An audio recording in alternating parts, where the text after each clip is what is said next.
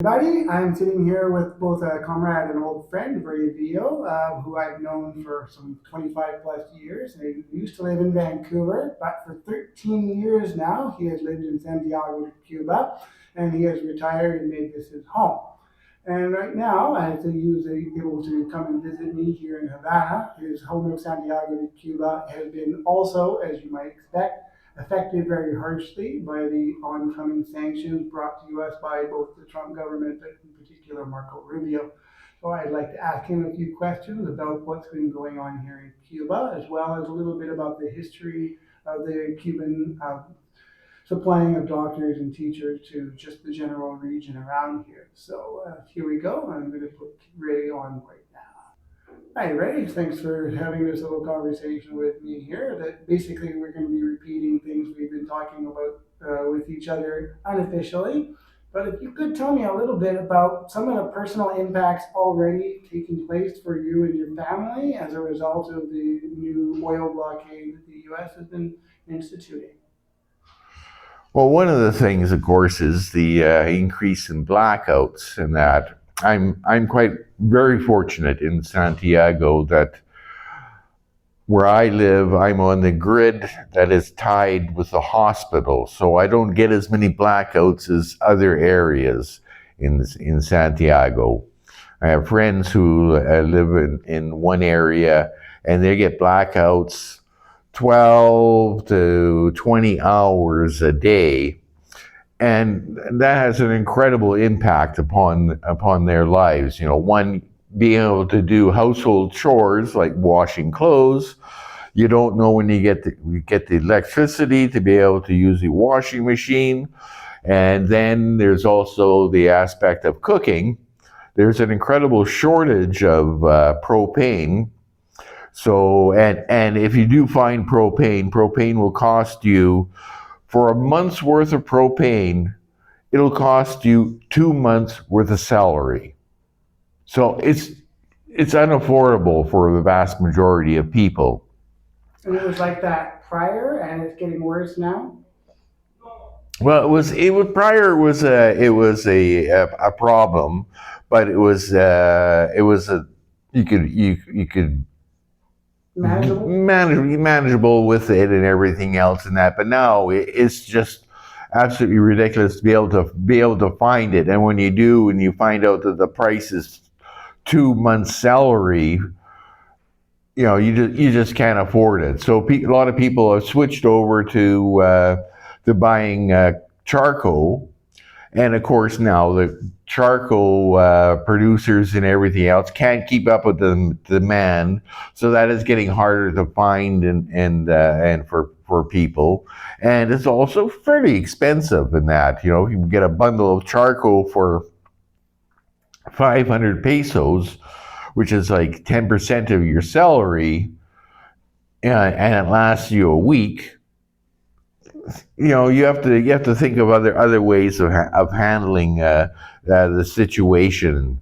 And so for cooking, a lot of people have to do their timing and everything else. So when they have a little bit of electricity, they know when to cook their rice, and they have to race to do all of that.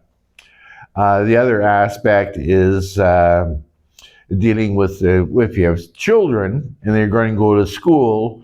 They're getting sleep deprived because of the not having electricity at nighttime.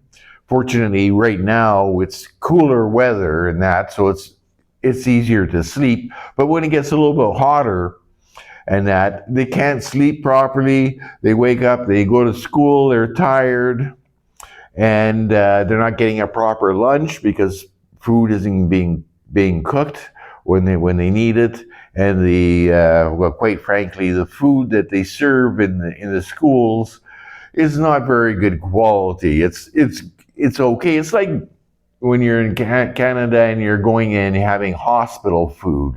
It's like it's like it'll get you through. Yeah, it gets you through, but it's not fun. So you want to have someone bring you food if you're in the hospital in Canada, and the same applies down here. So. There was a case like my daughter came home the other day. How old is your daughter? She's 12 years old, and she's in grade 6. And and she was telling me a story of her friend in school who was coming to school and not having a proper lunch and that, and was hungry because her family and that was having a lot of problems with money and the amount of food that they would have. And so my daughter said that she was giving her friend half of her lunch every day. And she wanted to know, is that okay if I can do that? And I said, well, of course that's okay to do that. I'm very happy and very proud that you're doing that. Because when I was in Canada and in high school, I remember I had one classmate who was homeless. I didn't know at the time he was homeless. And he never had a lunch and everything else. So I would share my lunch with him for all through high school and that. And that was sometimes the only meal that this guy would have in that. Eventually, I did find out that he was homeless, sofa surfing and everything else, but was dedicating himself to going to school and eventually went to university, etc. So I was very happy that my daughter, on her own, was helping out her friend in school, and You sharing solidarity, so. yeah, and I would add a little bit of extra to her lunch and that she would take to school, so her friend could have a good meal. And a lot of times on the weekends, her friend would come and visit us and stay overnight at home at our home, and I would cook special meals and everything else for them. So at least she was getting one solid, really good meal a week. But this whole blackout is creating these problems in the oil shortage. It's now starting to affect the price of foods. Basically, it's gone up 10% in the last month. And that makes it really difficult. So a lot of the families only get to have meat, maybe if they're lucky, once a week. To have a chicken leg or other things. So a lot of the times they're just surviving on vegetables and soups, rice, and relying on the ration card. The ration card used to be sufficient, but my understanding is that even before the ramp up of Rubio and Trump, it's been not quite sufficient, and people had to have at least a small side hustle. Is it fair to say? That is exactly right. It's become difficult over the last year. They haven't been able to keep up with the ration cards to the amount that they need. They still have a very strong commitment to providing children under 6 years old and older folks and those who are sick, with extra food in that they get a priority. So the children under 6 years old, they get a priority for milk. And if there's anything left over, then other people with ration cards get that. But usually there's nothing left over. Okay, so if we are unable to see changes in the current situation, where do you see the prognosis for the community in particular, or in general, and your family in particular, over the next, let's say, 3 months? Over the next 3 months, this is going to be a very difficult period of time in that. And unless there's more shipments coming in, there have been some shipments coming in from Mexico. Canada. You're referring to the humanitarian aid, not oil. Yeah, Okay. exactly. Having the humanitarian aid come in, even Canada is sending down something. I don't know exactly how much, but it's not oil. It's not oil, and that is going to be a big problem.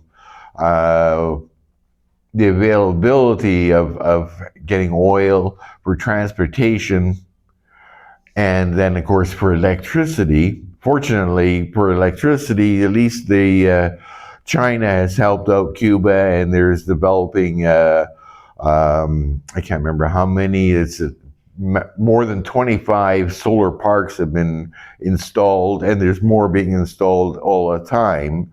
But of course, the big thing with the solar parks and that is you need the sun. Right.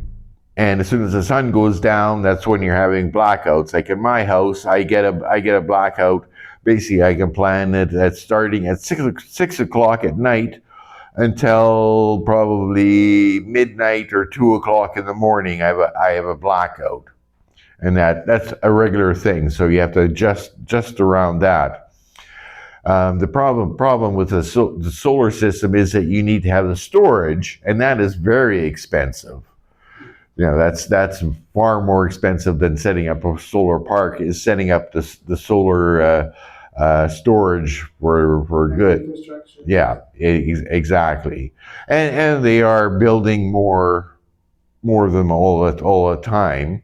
Plus, there's plans for developing more smaller solar units in that.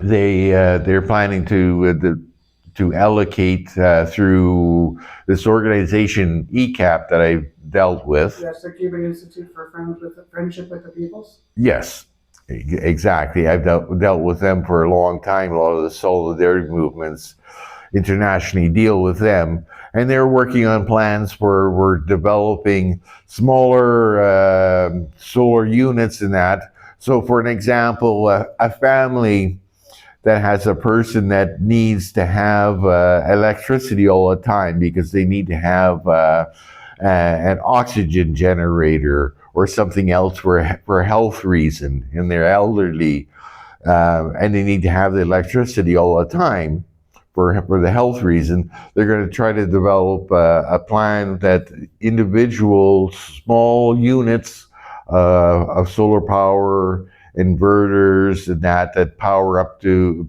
more than 2 kilowatts of power, so they can start to build that way also. So you have, the large systems and everything else for the community and that, and then you're also developing smaller units and that for people who are really in need for that.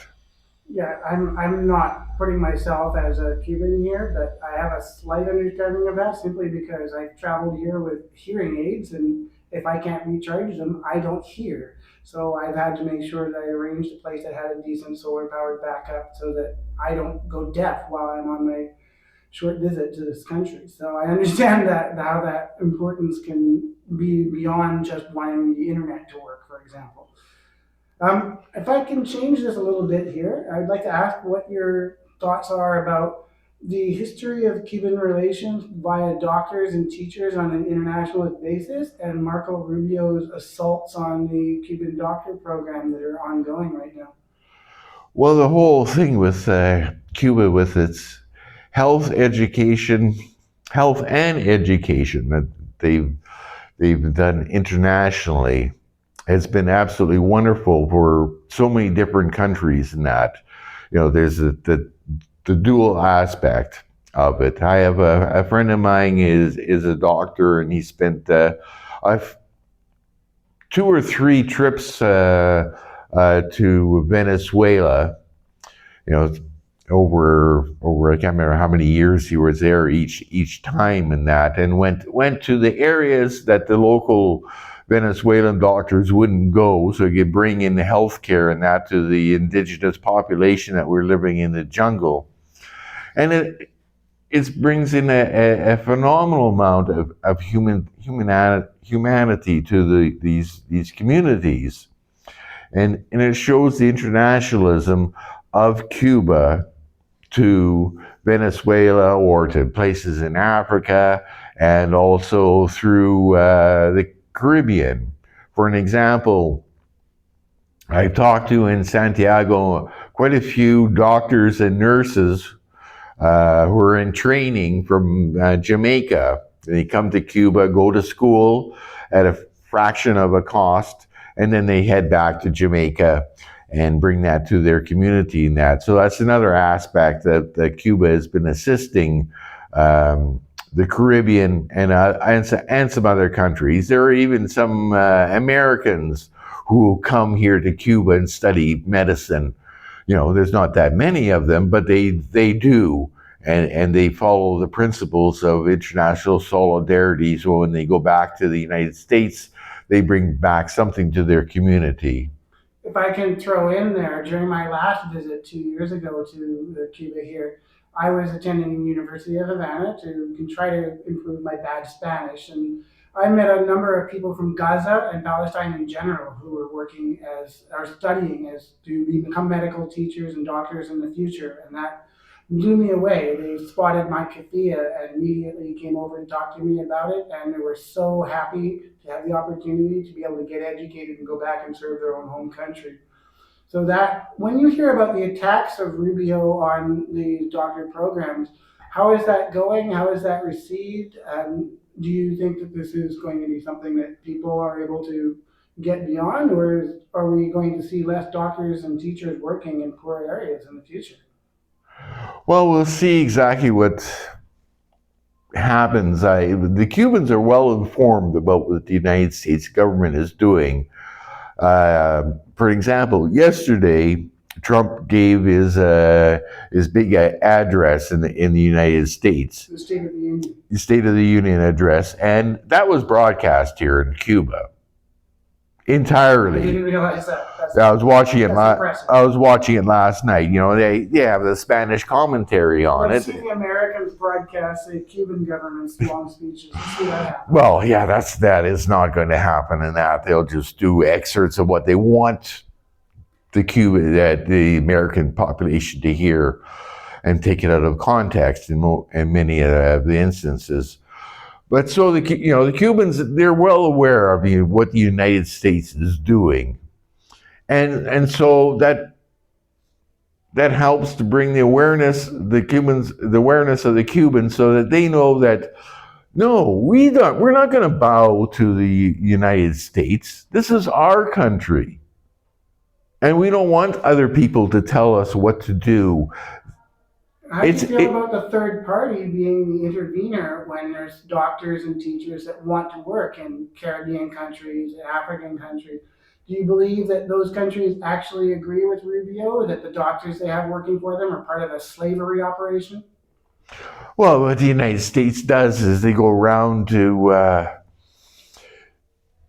those countries and they do pressure in various different ways to get them to bow to their principles of getting rid of the Cuban doctors.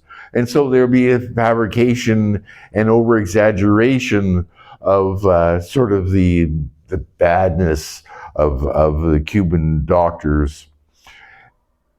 And so they come and they threaten and they say, okay, well, the country has to go, okay, do I want Cuban doctors, or do I want to have a free trade with the United States, or they'll implement a 25% tariff on our goods and that, which will kill our garment industry or some other industry. So it's economic pressure that they do it, and they do it in a very subtle way, in that they don't come directly out and threaten those countries. Not yet. No, but well, they do at times with the oil. That was direct to all those countries, and that Mexico was still sending oil and everything else, but has to bow a bit to the United States. And so those countries are going to suffer. The people are in those countries. The recent case in Honduras, they're kicking out the Cuban doctors and everything else. I don't know what kind of agreements were made between the United States and Honduras.